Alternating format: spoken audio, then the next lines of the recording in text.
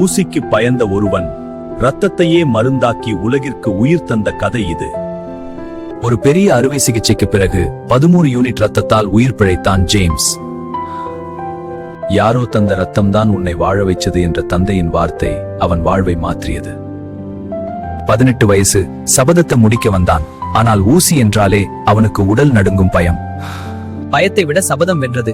ஊசியை பார்க்காமல் முகட்டையே பார்த்தபடி தன் முதல் தானத்தை தந்தான். அவன் ரத்தத்தில் ஒரு அதிசயம், ஆன்டிடி எனும் அரிய மருந்து சிசுக்களின் உயிரை காக்கும் என தெரிந்தது. வாழ்நாள் முழுக்க தானம் செய்வாயா என்ற கேள்விக்கு பயத்தை மறந்து சரி என்றான் அந்த மனிதன். 64 ஆண்டுகள், 1173 முறை தானம். மழையோ வெயிலோ அவன் தன் கடமையை ஒருபோதும் நிறுத்தவில்லை. 2005 மனைவி மறைந்த சோகத்திலும் மற்றவர் குழந்தைகளுக்காக அவன் ரத்தம் கொடுக்க ஓடி வந்தான். 81 வயசு, கடைசி தானம். ஊசியை பார்க்காமல் புன்னகையுடன் பல்லாயிரம் தாய்மார்களின் கண்ணீரை துடைத்தான். 64 ஆண்டுகளில் 24 லட்சம் குழந்தைகளின் உயிரை காத்து உலக சாதனை படைத்தான் இந்த நாயகன். காப்பி தருகிறார்கள், இதில் என்ன கஷ்டம் என்று தன் தியாகத்தை எளிமையாக சொல்லிச் சிரித்தான்.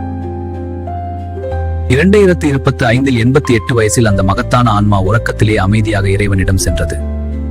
நிஜ நாயகர்கள் நமக்கப்பால் இல்லை, நமக்கிடையேதான் வாழ்கிறார்கள். நல்லதை எண்ணி நல்லோருடன் இணைவோம். இது போன்ற சுவாரஸ்யமான கதைகளை பார்க்க சேனலை சப்ஸ்கிரைப் பண்ணுங்க, லைக், கமெண்ட், ஷேர் பண்ணுங்க.